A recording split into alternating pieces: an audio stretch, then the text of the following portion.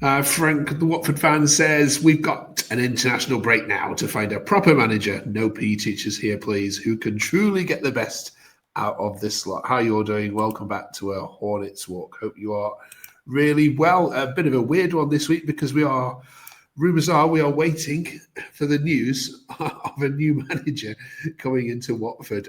What do you think? Should he be given more time? There's some fans that think, give him a break. What have we just had? 2 home games, got 4 points. Lovely jubbly. We've got Rio and Luke with us. Aaron's away. Thank you very much for joining us. If you have just found the channel, please just drop that subscribe. We're trying to get to 200. Be mega if we can achieve that this week. Lots to chew over then. We've got the Oxford result to talk about and lots of other little bits and pieces as well. But Rio, the main headline, of course, this week is people are just checking their Twitter feed every hour at lunchtime to see if there's been any news from the club. Is this going to happen? Yeah, you'd think maybe we'd know by now, but the players go back to training maybe tomorrow, Wednesday, because they get a bit of time off as it's the international break, I guess. So if we haven't heard in the next 24 hours by Tuesday, then maybe you'd start doubting it. But we do like sacking a manager during the international break, but we have picked up 7 points from the last 3 games, which from the outside looking in, that's really good. But in my opinion, we could have comfortably won those games rather than just scrape it via Oxford and Hull and Portsmouth. I think if we had Bar on the pitch from the 60th minute or something, I think we win it personally. Yeah. Also coming up at the end of the video, we're going to jump back into our A to Z. We started this last week. We did A when Aaron was running the show.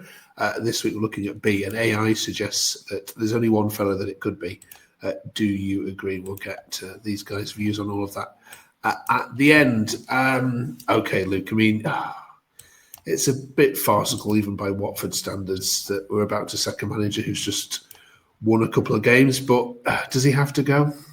I don't know. I don't think I would want to sack him. I know he hasn't been great from the last sort of few games. He got 3 games really wrong, which we spoke about last week. And I remember myself saying last week that I said we've got to get 4 points out of these next 2 games and I'll be happy. And I was happy. I think what we did against Portsmouth, I know he made some bold moves, taking Irikunda off, which is a fan favourite. Obviously didn't help with how the supporters' reaction was, which is understandable. But, you know, Vata came on, he did really well. And then we ended up getting a point. And, well, we could have even got 3 points if we didn't make a mistake. We brought the game back. And then, obviously, Oxford on Saturday, I thought that was our best performance all season by a country mile. And I think 2-1 as a result, I think was pretty kind. I think it could have been way more than that on another day. I think we had so many chances that we should have put away. Vata had about 2 really good chances at the start of the second half, which he should have finished.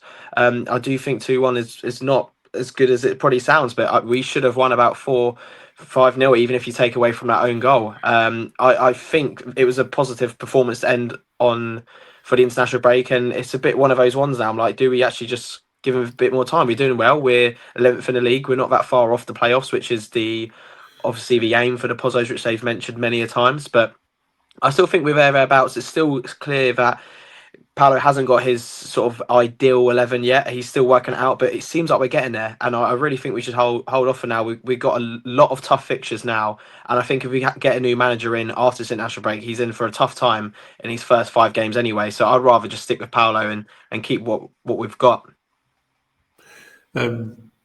Yeah, from the outside in, I mean, Harry sums it up nicely. He says, whilst the figures might seem positive, the eye test doesn't match regular questionable team selections, weak substitutions, snapshots outside the box, and sticking with poor performers. As we're also aware, the opponents we faced have been far from top 6 challengers. Have we got to take that into consideration, Rio, that, yes, while we're picking up points, it's hardly been against the top teams, has it? Yeah, I totally agree with that. I think the first 9 games we've had, they've been really good timings because you've got QPR who are in the top 6 now. We played them the week before they conceded 7 to Coventry, and Southampton, they may be up there by the end of the season, but they haven't really kicked into full flow yet. And personally, Paulo's made 24 changes in the last 5 games, I think I saw somewhere, and he doesn't really know his best team. And I think you've got Bar rotting on the bench every game. And if he had a really good season, he could be a 15 million or 20 million pound asset. So I think the club needs to keep that into consideration. And against Oxford, it was a much improved performance on all the others under Paulo. But then the substitutions, I don't really know who else he could bring on. But when Kiembe and Sissoko just came on, like, we started being on the back foot slightly. Oxford weren't that threatening, but yeah, I think we have to take the fixtures into consideration because we keep starting slowly, conceding the first goal as well, and teams could have gone a couple goals up on us. When we play Coventry, Ipswich, Middlesbrough in the next few games, like, we won't have time to get back into the game. I think we've looked quite defensively sound though. You look at like our stats Yeah. of how we've been defending. We haven't actually conceded that many chances. We're actually quite high in the table for that. I think it's just where on the other side of Set pitch, which is pieces. where we've had the pressure on, we just haven't scored enough goals, which is clear. But defensively, we've been really good. We're really happy with the 3 centre halves that we play each week. And I think that's what he's got right so far. And you can see from the stats that we haven't conceded many chances in terms of like XG. And I think that will be put to the test the next few games. I know you could sort of say, well, we haven't played any of the current top 6, but at the end of the day, it's the fixtures we're given. We've got to play to them. And I know we've got tough fixtures now, but let's just see how we do actually against these top sides. Yeah, I think set pieces as well. Like, we conceded so many. I mean, Portsmouth was from a throw. We conceded 2 free kicks. Southampton, Charlton. Millwall, corner From open play. Yeah. From Charlton. Yeah, we need to toughen up on those. Okay. This one from Invalidoid Ball Enjoyer said this results for Oxford won't go down with the Paulo outers. Ngakia was the right call today. Vata was the right call in midweek. I always give Paulo a chance and I'll always back him. I've never doubted him because I believe in. You've got to give him some credit there, Rio, hasn't he? He has brought in the right people for the games this week, hasn't he? And it's paid off for him in both cases.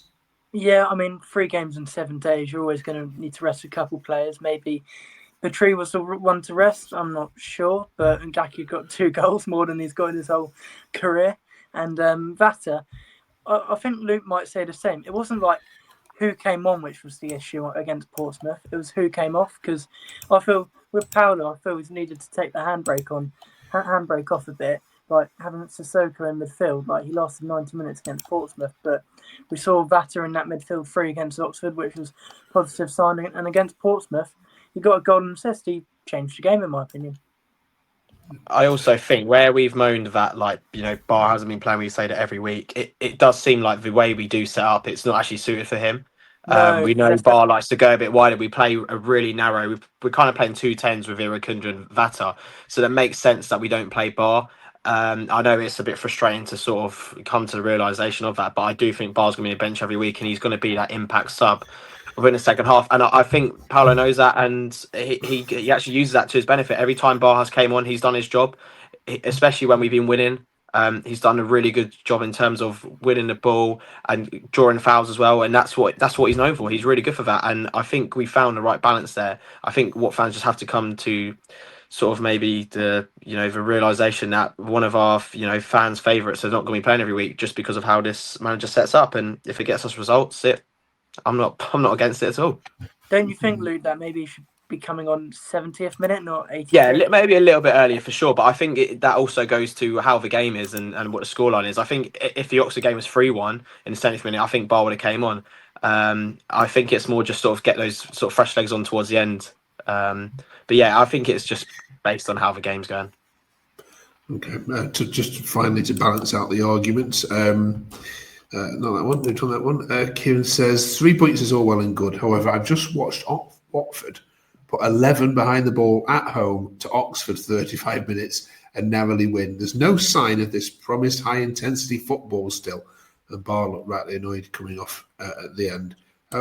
On that, Luke, I mean, it's got a point that okay, yeah, but this high intensity football you promised isn't materialised. Yeah, it's not the high intensity, but I think it's we're working with how because during the friendlies, for example, we was playing 4 at the back and we was playing really high intense, and then we've switched it to a 5 where it's harder to get that, especially when you've got no width and it's a bit more slower, which I'm fine with because at the end of the day it was the best we played all week and all season, and I think to say we narrowly won, like what I said at the start, is you look at the scoreline and go, yeah, we probably did narrowly win.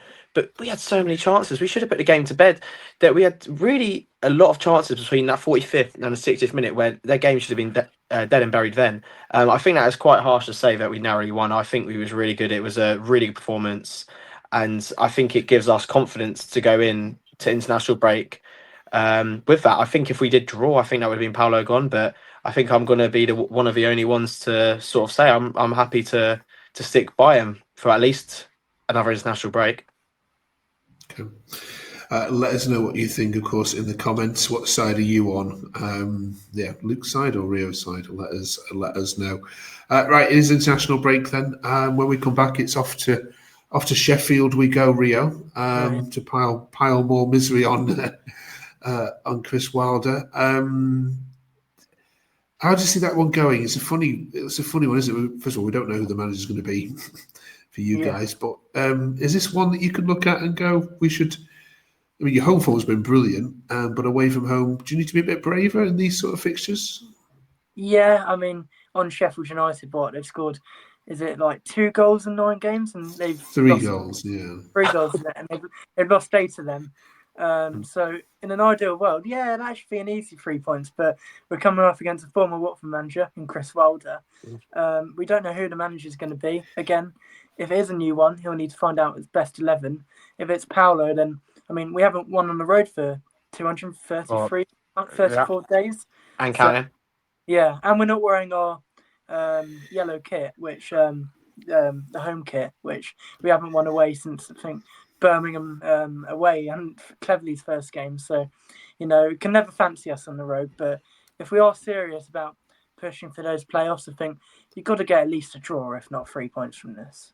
Yeah, I don't know if it's like a DNA thing that we've recently got in the last sort of few years, but we're just so bad away from home. And it's not in terms of, obviously, the results, but I think it's the way we set up. We set up so differently.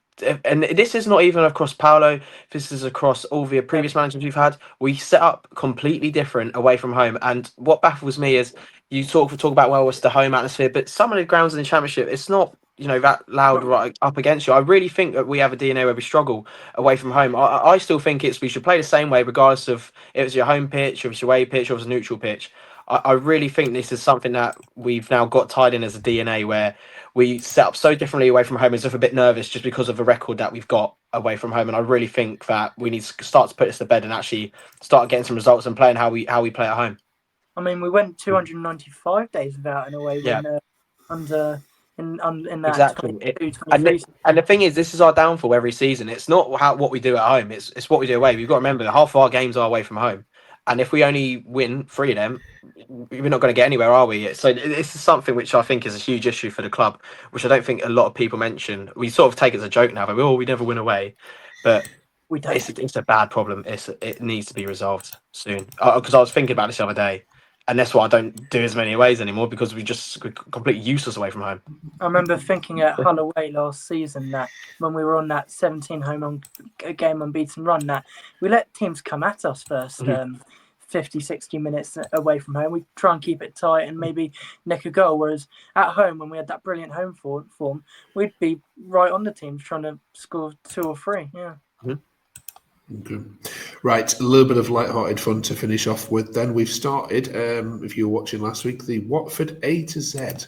Basically, what we're doing here is we are making sure that we've got 1 page for each letter of the alphabet, and we're putting a player or a stadium or some part of Watford history in for each letter of the alphabet. Last week, we were discussing A, so we've chalked that one off. B, then, would be what? I mentioned John Barnes earlier, probably definitely before both your times, I'm thinking. I've got one for you. Yeah, fair. No, I've got one for you. Well, I'll say it, you can elaborate. So B, Brighton away in 2015-16, 2014-15, how good was that? Oh, yeah, that's a really niche one to pull out. I was thinking players. I still think one of the best aways ever as a Watford fan. I still remember Vidra's goal and everything about it. I remember the Gomez miss when the ball hit there was a bit of I don't know what it was. It was a bit of sand they had, where there was a hole in the ground and actually deviated it around the post. If you've not seen the clip, it is ridiculous. It actually does deviate it off and misses the target, and they would have scored, and that would have put us under pressure for the promotion. But yeah, one of the best ways. The B I had was obviously keeping it with a player who's actually still around nowadays, is Valon Barami, which we found him in.